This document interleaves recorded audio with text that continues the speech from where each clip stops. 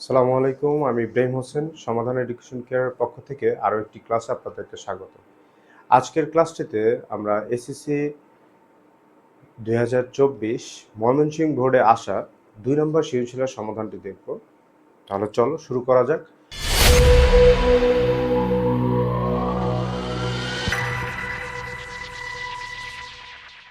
প্রথমে আমরা একটু আমাদের প্রশ্নটি দেখে নেব, যেখানে আমাদেরকে প্রথমেই বলা হচ্ছে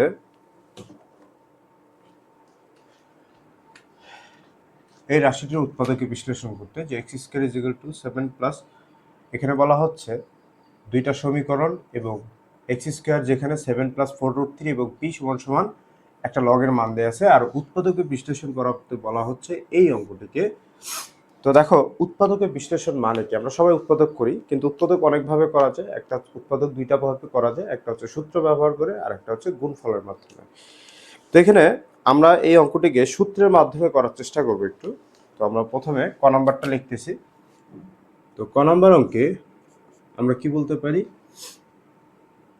যেখানে যেহেতু আমাদের রাশিটা আছে a square minus 2ab minus 2b minus 1, একটা জিনিস খেয়াল করো, আমরা যদি এখানে চাই তাহলে a স্কয়ার আর 1কে একত্রে লিখতে পারি, a স্কয়ার মাইনাস 1। আবার এখান থেকে আমরা যদি মাইনাস 2b কমন নিই তাহলে আমাদের a মাইনাস 1 থাকবে।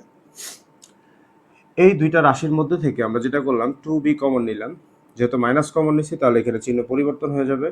আর এই ওয়ানের উপর আমরা যদি স্কোয়ার দিই তাহলে a স্কোয়ার মাইনাস 1 স্কোয়ার, মানে a square minus b square সূত্র কি হয়, a plus b into a minus b। আর আমাদের এখানে থাকে minus 2b into a plus 1। এখন আমরা এই দুইটা প্লাস 1-এর জন্য কিন্তু একটা প্লাস 1 নিতে পারি। তাহলে a প্লাস 1 নিলে আমাদের এখানে থাকবে a মাইনাস 1 মাইনাস 2b। এই হচ্ছে আমাদের উৎপাদক বিশ্লেষণ। এটা ছিল আমাদের ক নম্বর অঙ্কের সমাধান। এখন আমাদের খ নম্বরে বলা হচ্ছে x6 মাইনাস 1 x কিউবের মান নির্ণয় করো। একটা জিনিসকে আমরা প্রত্যেকে যেখানে ভুল করি, আমরা প্রথমে ধরতেই পারি না যে অঙ্কটা কি করতে হবে। এখানে x6 আছে, আমরা করি কি ডিরেক্টলি x কিউব স্কোয়ার এভাবে দিয়ে দিই। হ্যাঁ, আসলে এই প্রসেসটা তোমরা ফলো করবা না, তোমরা আগে দেখবা যে তোমার প্রদত্ত রাশিতে কি আছে এবং এই মানগুলো কোথায় পাওয়া যাবে সেটা আগে খেয়াল করবে এবং সে অনুযায়ী অঙ্ক করবা। তো তোমরা যদি একটু লক্ষ্য করো,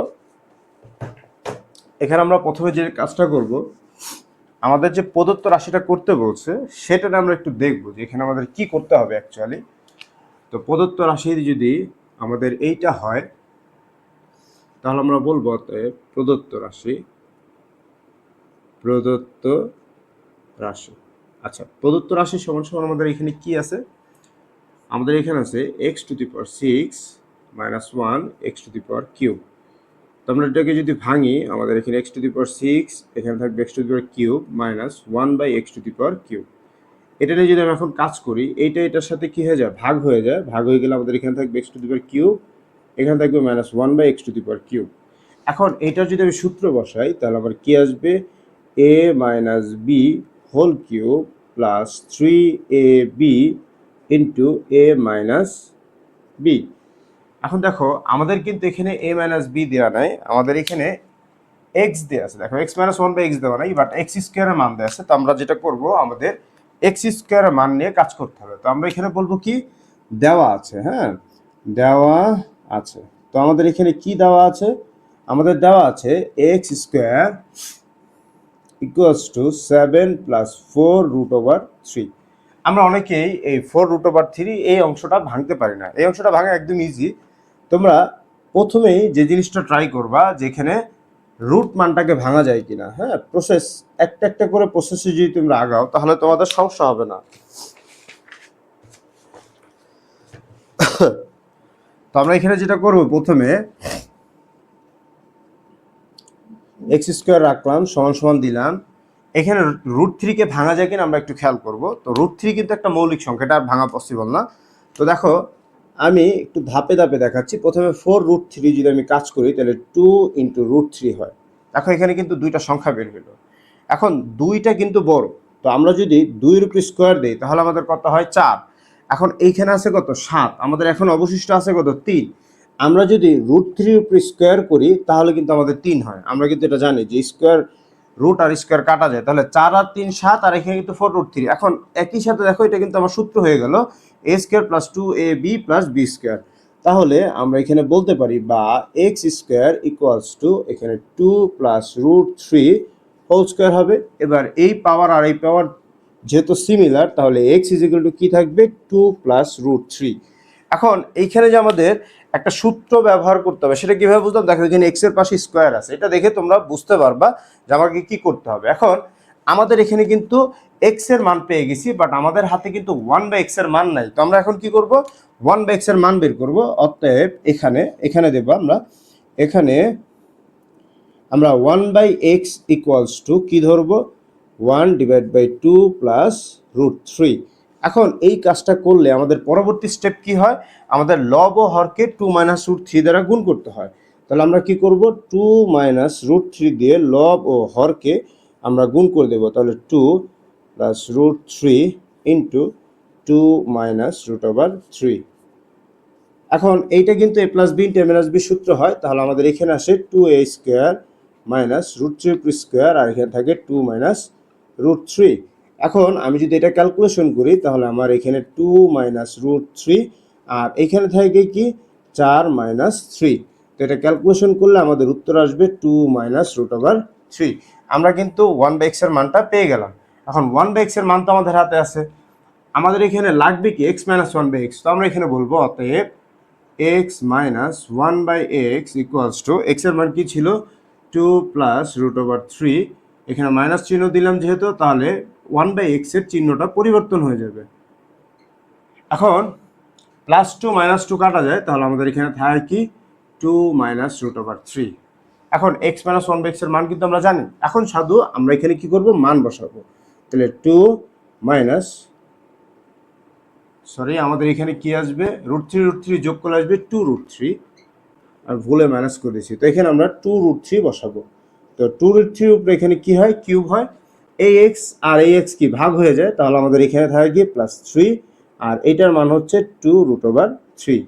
এখন 2কে যদি আমরা কিউব করি, আমাদের এই জিনিসটা একটু বুঝো, আমরা এটা অনেকেই বুঝি না। যেহেতু 2 ইন্টু রুট 3 উপরে আমাদের কিউব আছে, তাহলে আমরা যদি কাজ করি, 2 এর উপরে কিউব হবে, আবার কি হবে, রুট 3 উপরেও কিউব হবে। 2 এর উপরে কিউব দিলে 8 আসে, আর রুট 3 উপরে কিউব দিলে আসে কত, 3 রুট 3। তো আমরা যদি এটা গুণ করে দিই, 3 আটা কত আসবে, 24 রুট ওভার 3। হ্যাঁ, তাহলে আমরা এখানে 24 রুট ওভার 3 দেবো, আর এখানে 3 দুগুণে 6 রুট ওভার 3। তাহলে যোগ করলে আসবে আমাদের 30 রুট ওভার 3। এই ছিল আমাদের খ নম্বর প্রশ্নের সমাধান। আশা করি তোমরা সবাই বুঝতে পেরেছো। এখন আমরা গ নম্বর সমাধানটি দেখব। গ নম্বরে আমাদেরকে বলা হচ্ছে একদম সিম্পল, পি এর একটা মান দেওয়া আছে, আর এখানে আমাদের বলছে যে পি এর মান দেখাও 3/2। এখন এই অঙ্কটা হচ্ছে লগের অঙ্ক। আমরা এটা কি করব, প্রথমে দেওয়া আছে দিয়ে মানটা লিখব।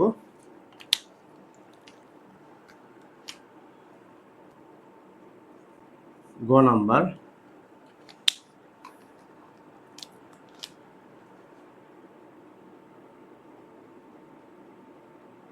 দেওয়া আছে কি P equals to log root over 27, log root over 27 plus LOG log root over 64, তারপর কি minus LOG log root over 1000, আর নিচে আছে কি LOG log 6 minus LOG log 5। এটা যদি আমরা সমাধান করি,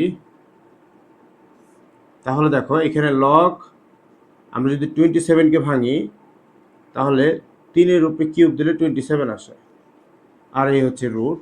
এরপর প্লাস LOG লগ, আমরা যদি 4 উপরে কিউব দিই তাহলে 64 হয়, আর এই হচ্ছে রুট, মাইনাস LOG লগ, আমরা যদি 10 উপরে কিউব দিই তাহলে আসে 1000, এই হচ্ছে রুট।